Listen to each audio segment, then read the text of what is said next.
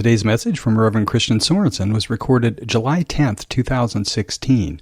It's titled, A Soul Spa Day, subtitled, Having a Greater Understanding for What's Going On in My World Today. Now, what will I do with this? Come visit us sometime at seasidecenter.org, and you can join us in Encinitas, California anytime, where we always have great music, a spirited message, and a joyful, loving, vibrant community that awaits you. Feel the joy, feel the peace, and the comfort of home, 'cause all are welcome here. Yes, all are welcome here.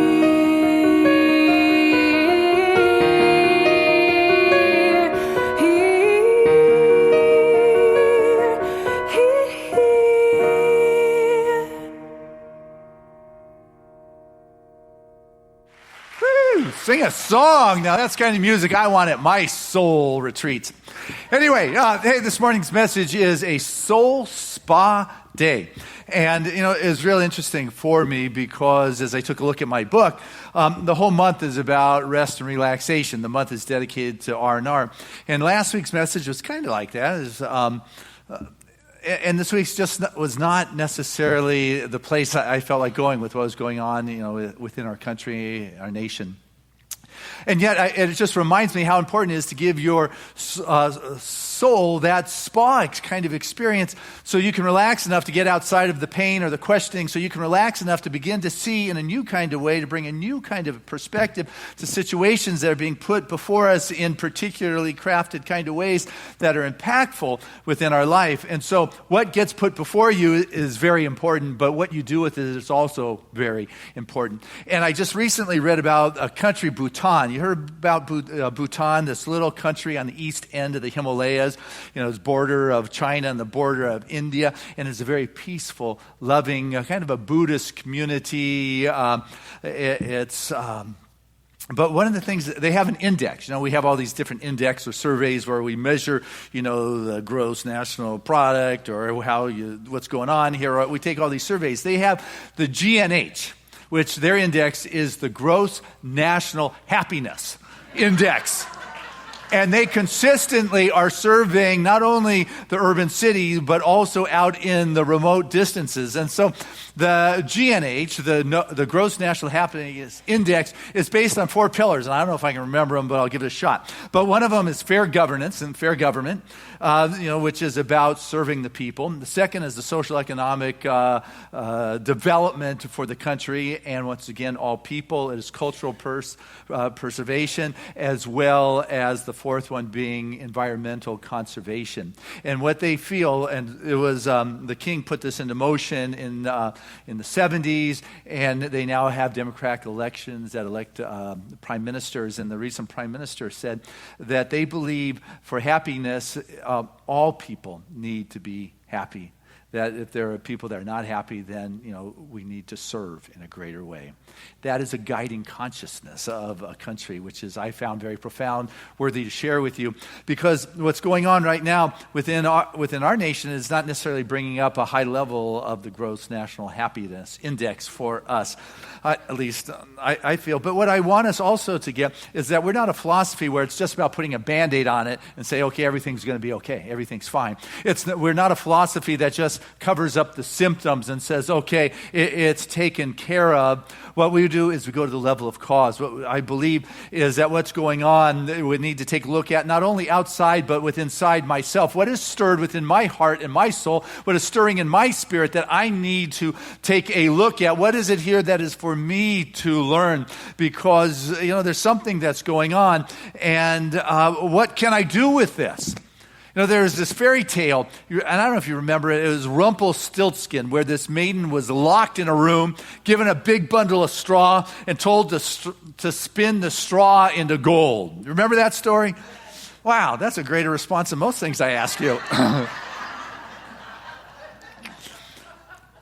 But what I realize is that we have a lot of straw in our life that looks useless, that doesn't seem to have much value. But that straw is where the gold is. See, those things in our life that just look like the leftover shaft, There's gold there if we're able to spin it and to bring a level of consciousness, but we get so caught up in a perspective and we get caught in the dark that we don't recognize that Spirit is everywhere present, including the straw, including the difficulty, including the very thing I don't want to look at. I've got to recognize that Spirit is omnipresent. It is right there also. And so if I'm in the dark, if you believe there's a boogeyman in the house, what do? You turn on the light, right? What we're doing is, and I like Anita Marjani, who wrote the book Dying to Be Me. She's got a new book coming out. She's actually coming here in March for Seaside. But she uses the example of being in a dark warehouse with a flashlight. And all that you see is at the end of that flashlight. You've got a beam, you've got focus, it is direct, but all you see is that is in that beam of light.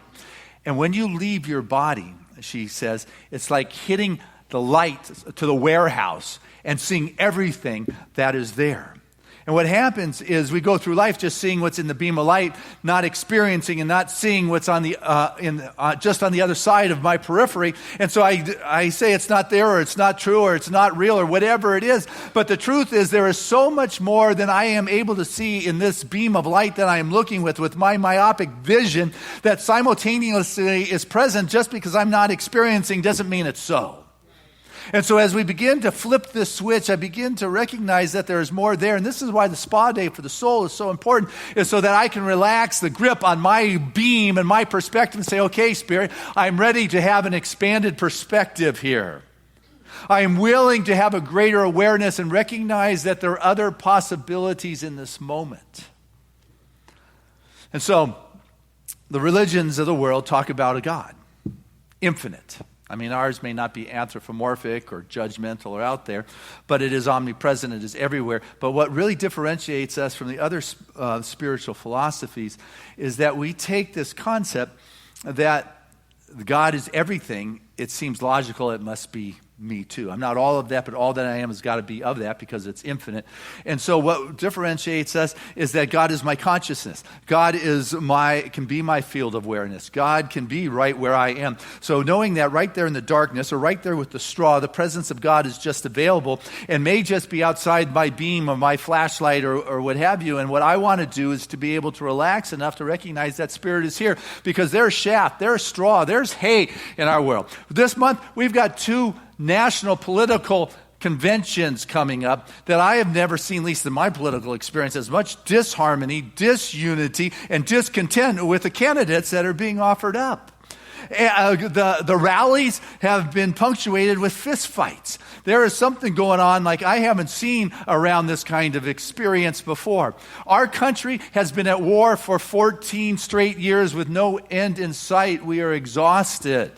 There are random shootings going on. There are bombs going off in nightclubs, restaurants, town squares, airports being blown up. There are things that are being shaken that are splitting and creating division and separation. And people are wondering, are we on the brink of oblivion or Armageddon? And so let me share with you my perspective. Because I don't think so. I think that what is happening is a dearth of mess and craziness and weirdness that is going on our planet that is excruciatingly painful for those that are in the midst of that experience and for those of us that are opening up our heart to experience it. But like a washing machine that has this agitation cycle that just shakes it all up and brings the dirt and the mess and that which is soiled to the surface, I think we are going through a time that is shaking things. But what is happening in our culture or within our nation or within our media is it's using the events to polarize us rather than bringing us together. And like saying, Black lives matter. Of course they matter. As all lives matter. We got police lives matter, but just because they say police lives matter doesn't mean that the black lives don't matter. We all matter. We're all these expressions and these children of God. And as we are willing to recognize that there is this agitation that is going on right now, and what is happening, and people are being polarized and moved to separate, I'm in this camp and I can't be in this camp. I can't be part of all of it. Well, what is happening is something that's coming up for all of us to see. There is this agitation that is going on and letting us recognize that there's something amiss in this body. We have been a racist country with the sickness of racists for 400 years here.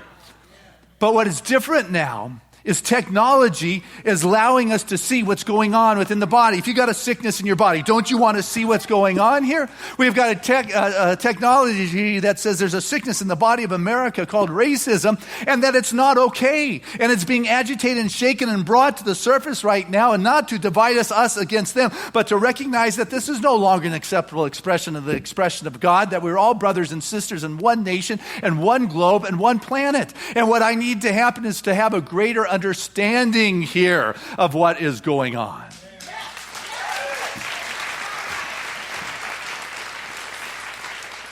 And so as I work on looking at myself, because what's going on out there is going on inside of me, I am the one who needs to take a look at that deeper aspects of myself. And when the things are hurting, I've got the straw in my world. I've got to recognize that the presence of God is there. And what is going on in my world? You know, I don't like feeling uncomfortable. Funny, you know? Yeah. I don't like being labeled white privileged. But what I've come to recognize through all of this is that I need a greater understanding. I grew up in Hollywood, in the theatrical field, in the arts, and went to North Hollywood High. The classrooms were expressions of diversity. I felt things were good and okay. What I'm humbly recognizing is that it might be okay inside of me, but I need to understand what I don't understand.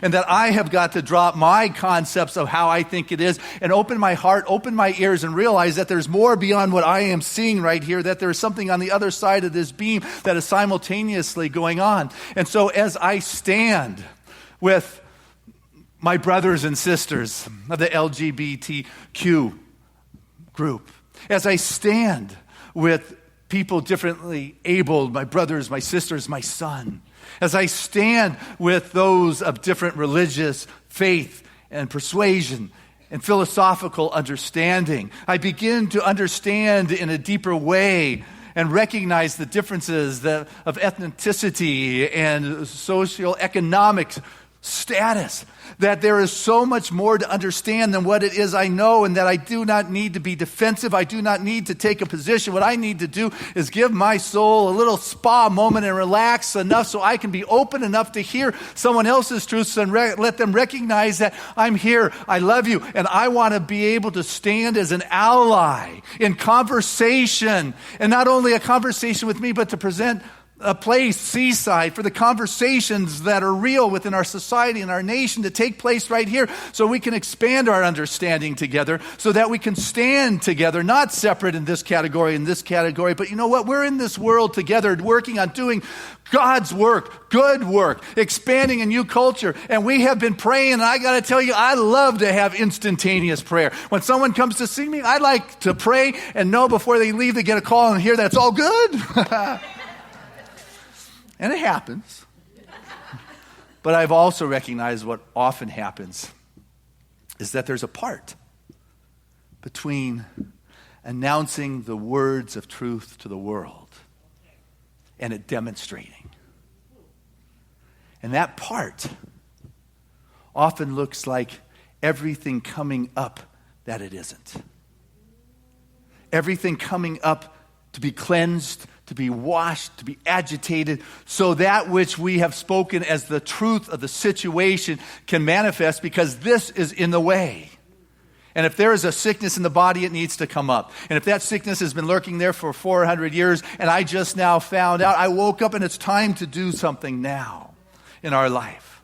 And now is the appointed time to do the work. And so as we do our prayer work, what happens is that there is a clearing that takes place that creates a clear slate for the healing to manifest, and anything unlike it is what is coming up. So let us not be too quick to say that I have failed with my prayer, or that I have failed with my stance, or that I have failed with my understanding. Let us not be too quick, but to stand in a place of trust, to stand in a place of faith, and know that Spirit is prevailing in this moment, and this is what the answer to prayer is looking like.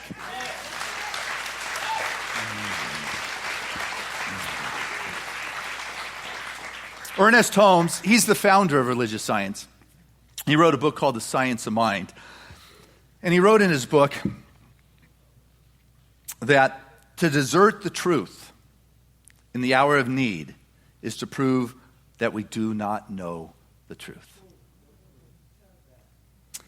When things look the worst, that is the supreme moment to demonstrate to ourselves that there are no obstacles to the operation of truth.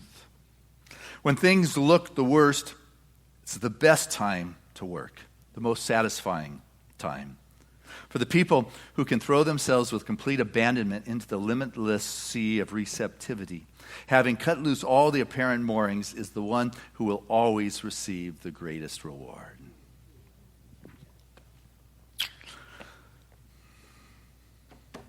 Let's not give up. Let us know that there's a transformation that is going on. And when I'm exhausted and it feels like it's time to give up, that's the time to go for that soul spa. To sit and to hear and to listen to the presence. Because you're a spiritual warrior that's needed in our world at this time. And spiritual warriors are individuals who are able to recognize, I'm going to deal with this challenge. And then another challenge. See, spiritual warriors are consistently moving through what is next, and they're not labeling this good, and they're not labeling this bad. What they're doing is they're a spiritual warrior dealing with the challenge, dealing with what is next, with what is up, and moving through that without the judgment, but rather just holding true to that stirring of the soul and having the faith over fear in their life, that Spirit is prevailing. And that this is just an agitation moment, that right there in the midst of the straw is the gold, and that I'm going to have the eyes to see beyond the focus of the media or what this laser beam is showing me, and recognize that there is a whole realm of God that is golden, that is seeking expression in the world in which I walk.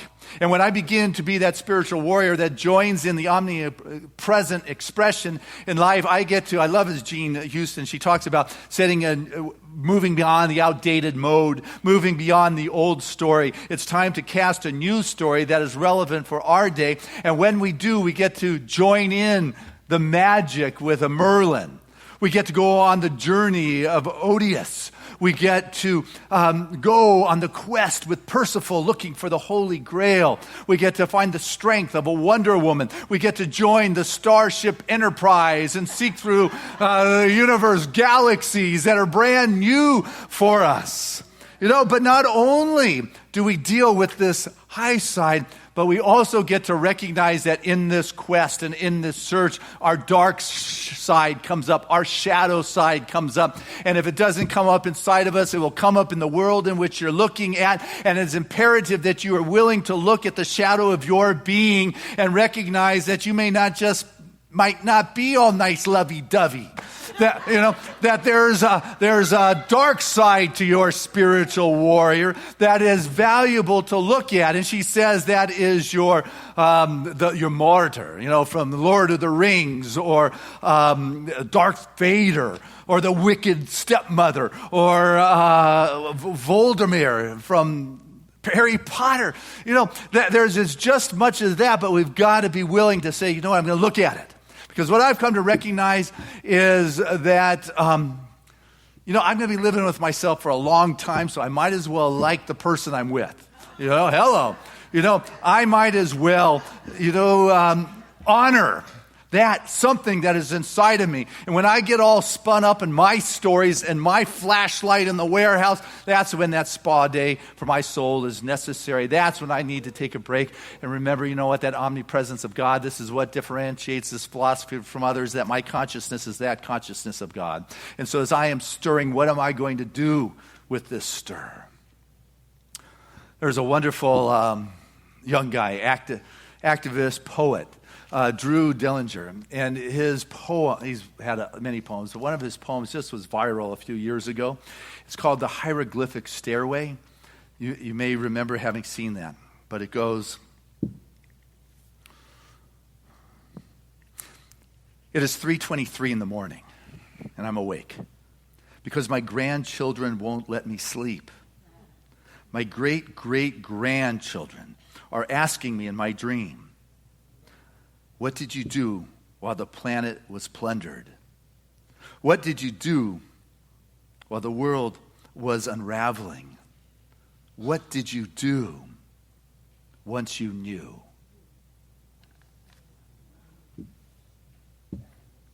What did you do once you knew? See, it's one thing if we got our head in the sand and got this spiritual bypass and everything's fine. Isn't that sweet? But now you know.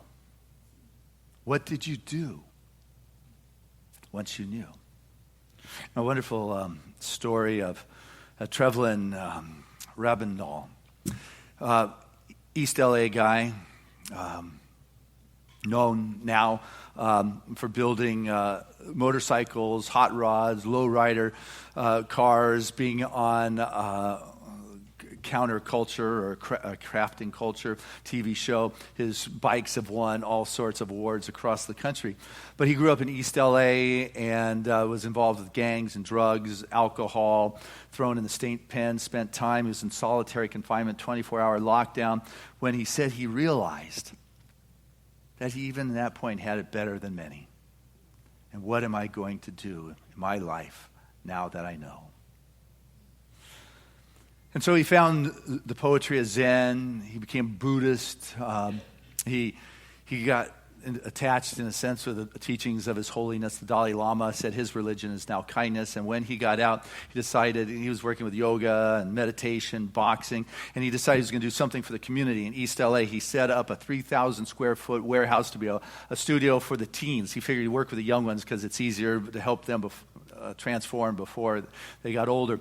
And he said he remembered this one guy, and it was a place where the different gangs, kids came in, and they left that stuff outside. They just came in to work on themselves. He said he remembered after this one boxing session with this 13-year-old who did really good, he gave this little kid a big hug, and the 13-year-old looked up at him with tears in his eyes and said, "My dad never has hugged me."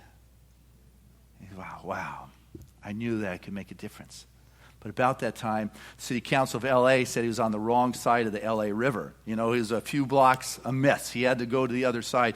They would not support him. He ran into racial, cultural sickness that would not support him. And so he had this shop where he was building bikes and things. And so he told the kids, "Come on, I'll give you a 30-day apprenticeship. Come to, I will teach you the craft that I know." And in the meantime, he's out talking to AA groups, talking to school. He's on this TV show. The kids are coming in. He said, "Remember this one kid from Royal Heights." I don't know if you know LA and Royal Heights. You don't.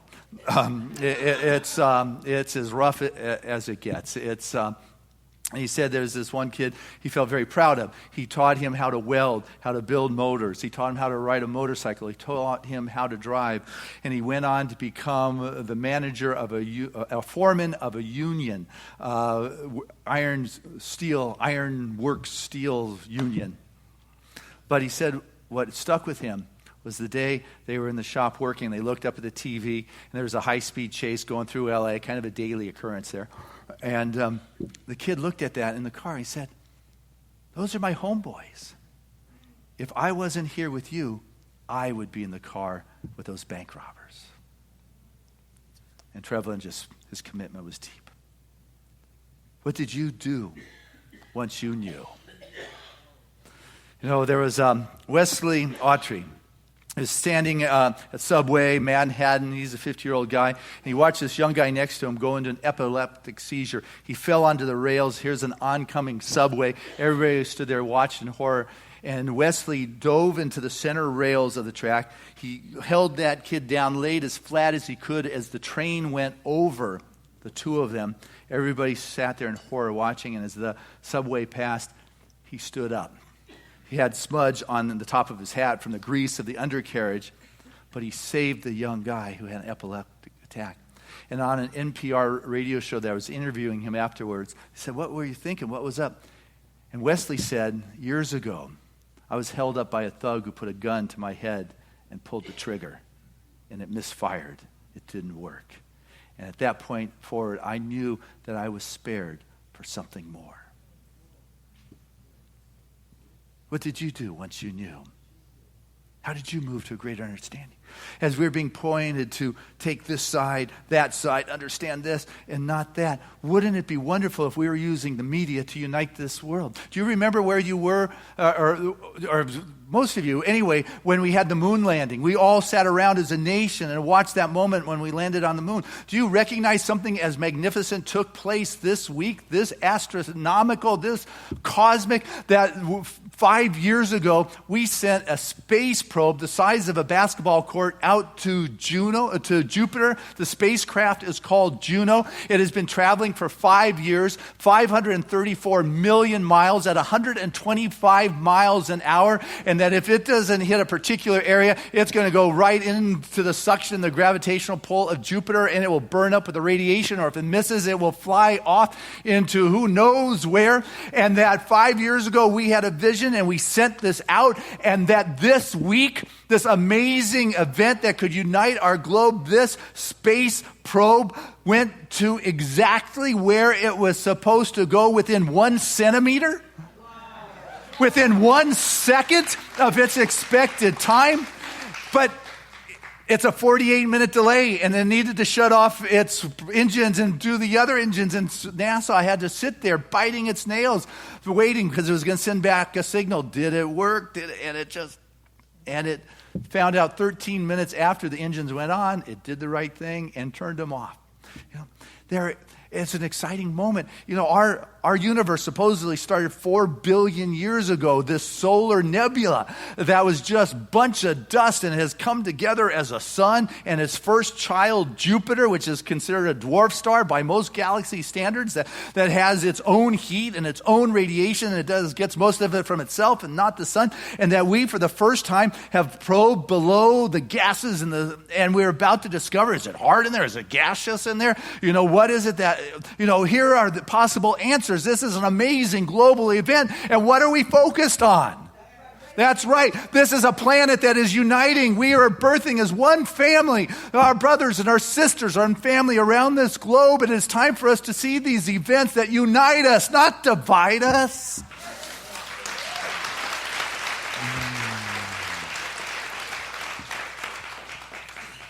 And so, we're in this human experience. Or at least that's what we're told. We have the spiritual being having a human experience. Love Teilhard de Chardin's, a statement like that. But you know what? It's a spiritual experience. But we're calling it the human experience because of a sense of separation. It's because we have become disconnected with the infinite, forgetting that the straw is as much God as the temple. We're forgetting that in the darkness there is as much spirit as there is in the light. And it is time for us to come together and step away from the hallucinogenic trance of separation and isolation and the schisms, and recognize that we are in this together. And that all of us bring a unique, important piece that will unite this planet. And that we are just going through a phase or a transition that is throwing out anything that will deny that. And it is ugly. But let us not be too quick to say that we have failed, but to have faith instead of fear. That we are at that part that is emerging and unfolding and happening. And so my prayers are not for you to get it or a transference for the world to get it. We believe in our prayer work, the only place to pray is within our own mind. We call it treatment. You go to a medical doctor for physical treatment. You go to a spiritual practitioner for a spiritual treatment. And all the treatment is a self-treatment, for it's a realization that all prayer begins and it ends in the mind of God. And if I bring it down to this human experience, It begins and ends in God. It's not in the human experience. It expresses what I want to do is to have the realization of that truth and that wholeness. I'm not sending my prayer anywhere. What I am doing is recognizing that presence of God prevailing as my self-expression in this world. And so I choose to know the truth for our nation. I choose to know a truth for our planet. And as I do my highest and best to articulate a greater picture of what is possible, I got to remember there is a part between the announcing of the words and its demonstration and form, but I am not going to lose the God consciousness that is so in my mind about what is the truth, the presence of God. You know, the prophet in 2 Kings, in the middle of the battle, is God, open my eyes that I may see. He didn't say, hey, God, send more troops. Hey, God, send more supplies. Send more food, send more people. No, it said, God, open my eyes that I may see the fullness of truth you have for me. What's beyond my focus, my beam? What's just simultaneously God expressing all around me? What more do I need to understand here? And when things are stirring, I got 4 questions I forgot to give you, Marv. It's probably too late in service, but I'll give them to you anyway because I just remembered them. But anyway, you know, how have I treated the difficult situation so far? I've been stirred and rocked to my soul. Have I got into bitter complaining and pointing fingers and blame and getting into conspiracy theories? Or have I chosen to go to God here?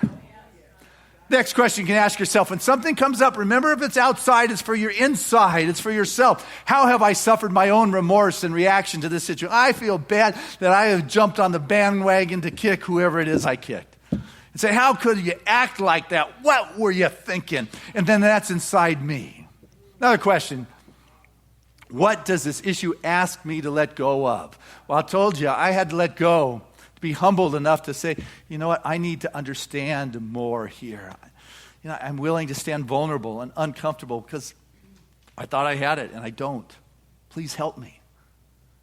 I'm willing to let go of, yeah, I got it down. It's not about me. It's about understanding what I don't understand. The last one, the golden lesson is hidden for me in this straw. What is it here? What is it that can be woven into gold? So I guess I joined the prophet from Kings that said, open my eyes, God. That's why we need to take that soul spa so I can let go of all the agitation, the tenseness, the energy, the false positions, the beam that I think is the truth. Open my eyes that I may see the fullness of truth that you have for me. Before Abraham, I am. I'm with you always, even to the end. I will not give in to saying it failed too quickly, because I know that we are in the midst of a transformation and our prayers are being answered. God bless us.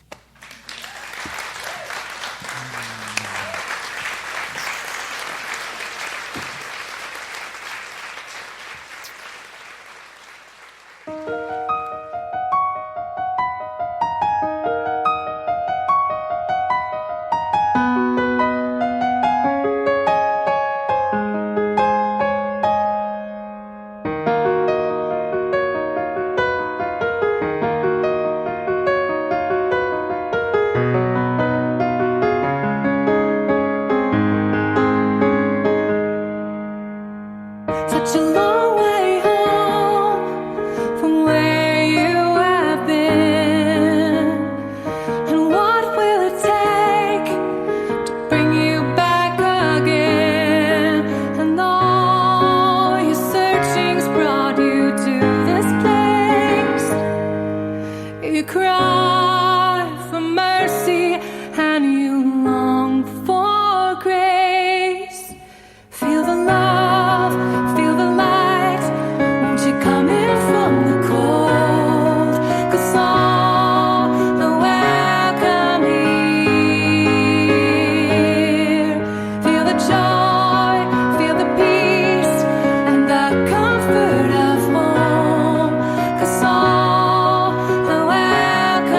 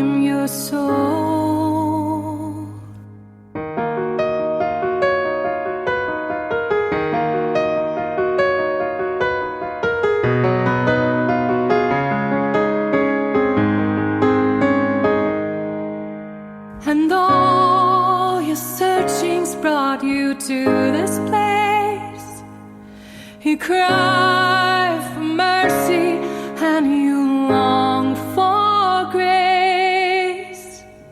Feel the love, feel the light. Won't you come in from the cold? 'Cause all are welcome here.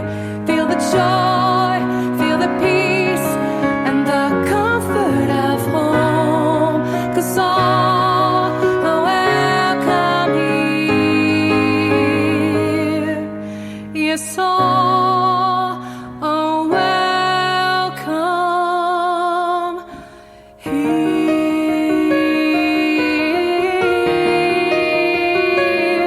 Here.